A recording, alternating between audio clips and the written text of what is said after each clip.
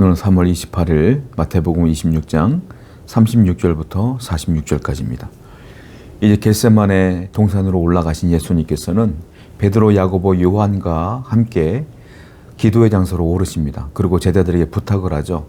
너희들은 내가 기도할 때까지 같이 깨어서 기도해다오라고 기도했는데, 성경에 나와 있는 대로 말씀드리자면 이 세 명의 제자들은 너무 피곤하여 잠이 들고 말죠. 그때 주님께서 기도하는 내용들을 통하여 우리에게 어떤 은혜를 주시는가 한번 살펴보려고 합니다.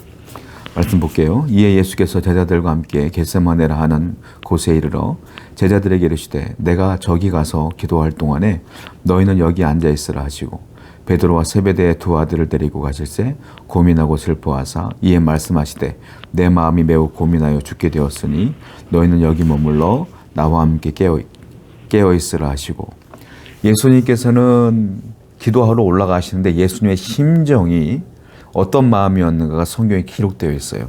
뭐라고 했냐면 37절에 보니까 고민하고 슬퍼하사 이렇게 쓰였어요. 고민되고 슬퍼했다. 그리고 38절을 보게 되니까 매우 고민하여 죽게 되었으니, 예수님의 마음이 십자가를 지려고 생각하니까 너무 고민되고 슬픈 거예요. 이게 우리가 오해하면 안 되는 게, 예수님이 육신적으로 십자가에 죽는 것이 두려워하는 모습이 아니라 온 인류의 죄를 지는 게 힘든 거예요.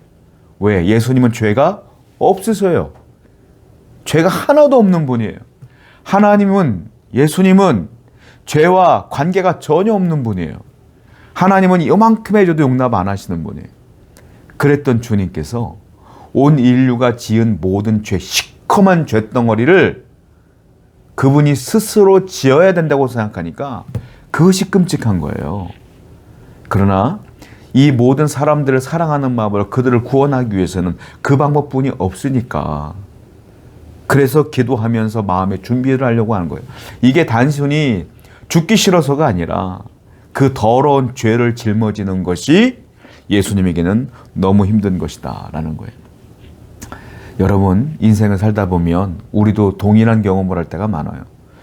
환난이 있고 고난이 있을 때 정말로 내가 죽을 것 같을 때가 있어요. 숨이 잘 안 쉬어질 때가 있을 거예요. 생각만 해도 답답하고 걱정, 근심, 불안, 염려, 내 인생을 막 짓누를 때가 있어요. 그때 기도하셔야 돼요. 왜냐하면 우리 주님은 여러분들보다 먼저 이 죽을 것 같은 느낌을 가지신 분이에요. 죄 때문에 죽을 것 같은 고민되고 슬퍼했던 감정을 가졌던 분이에요. 그래서 우리가 힘들어할 때 우리 하나님, 우리 주님은 여러분들을 이해할 수 있어요. 이해해 주셔요. 그리고 아셔요. 그것이 얼마나 힘든 줄을. 그래서 우리는 주님으로부터 위로를 얻어야 돼요. 주님의 위로는 세상이 주는 위로와 차원이 달라요. 세상은 친구들을 만나 먹고 마시며 즐기면 그 다음쯤에 헤어지고 또 집에 가면 또 어려운 마음이 들어와요. 해결이 안 돼요. 그러나 주님이 주시는 위로는, 한 번 받은 그 위로는 평생 갑니다. 영원히 갑니다. 영원히 평안합니다. 그러므로 나를 이해하시고 나를 아시는, 나를 위로하기를 원하시는 주님께 찾아가셔서 기도로 위로받는 여러분 되기를 축원드립니다. 40절에 제자들에게 오사 그 자는 것을 보시고 베드로에게 말씀하시되 너희가 나와 함께 1시간도 이렇게 깨어 있을 수 없더냐. 시험에 들지 않게 깨어 기도하라. 마음이 원이로되 육신이 약하도다 하시고, 기도를 처음에 먼저 하시고 아버지의 원대로 하옵소서라고 기도한 뒤에 내려와 봤더니 제자들이 잠을 자고 있는 거예요.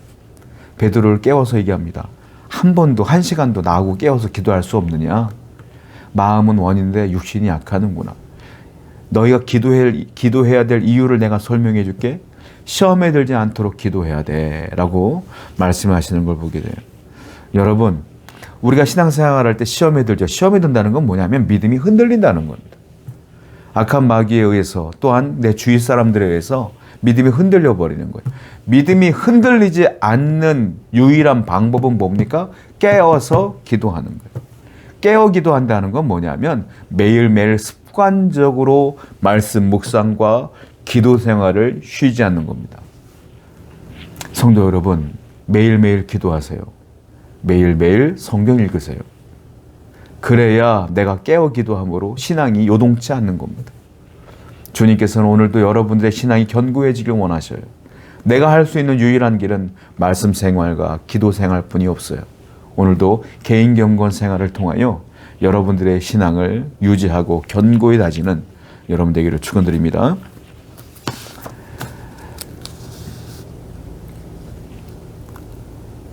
이 42절 말씀이요.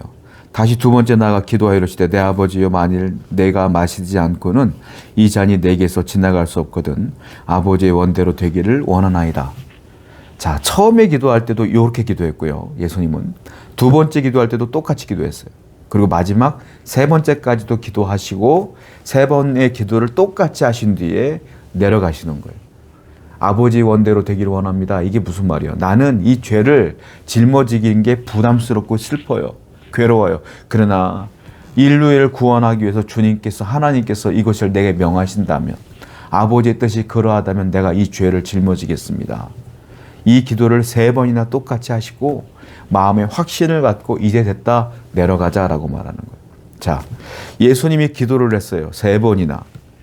그런데 예수님이 십자가에 달려 돌아가셔야 되는 상황이 바뀌었어요? 안 바뀌었어요? 안 바뀌었어요. 여전히 십자가를 지고 십자가에서 못 박혀 돌아가셔야만 하는 거예요. 상황은 안 바뀌었지만 예수님은 확신을 갖고 마음의 용기를 갖고 나아가는 거예요. 그 십자가를 지기 위해서 나아가는 겁니다. 여러분, 기도라는 게 뭐냐면 우리는 기도 어떻게 합니까? 하나님 너무 힘들어요. 이 문제 해결해 주세요. 이 사람 없애주세요. 우리 이렇게 기도해요. 문제를 없애주시든지 문제를 해결해 주시든지 그렇게 기도한단 말이에요. 진짜 기도는 그게 아니에요. 뭡니까? 상황은 여전할지라도 그 상황을 통과할 수 있는 순종의 능력을 받는 것이 기도예요. 예수님은 상황은 여전하지만 그 상황을 통과할 만한 순종의 능력을 기도를 통하여 받았고 확신을 갖고 묵묵히 걸어가시는 거예요. 진정한 기도는 문제 해결이 아니라 문제 속에 내가 확신을 갖고 순종의 마음으로 걸어갈 수 있도록 주님께서 주시는 용기입니다. 그것이 기도의 응답인 거예요. 성도 여러분, 상황은 여전하십니까? 그래도 주님께서 해결하신다는 믿음을 갖고 여전할지라도 묵묵히 순종의 마음으로 나아가는 여러분 되기를 축원드려야 합니다. 그래야 할 때 하나님께서 여러분들의 신앙을 통하여 그 모든 것들을 이길 힘을 주실 거예요. 기도하겠습니다. 예수님처럼 항상 하나님의 뜻에 맞춰 기도하는 자가 되게 하시고 예수님 말씀처럼 늘 깨어 기도하는 자가 되게 해 주옵소서. 예수님의 이름으로 기도드렸습니다. 아멘.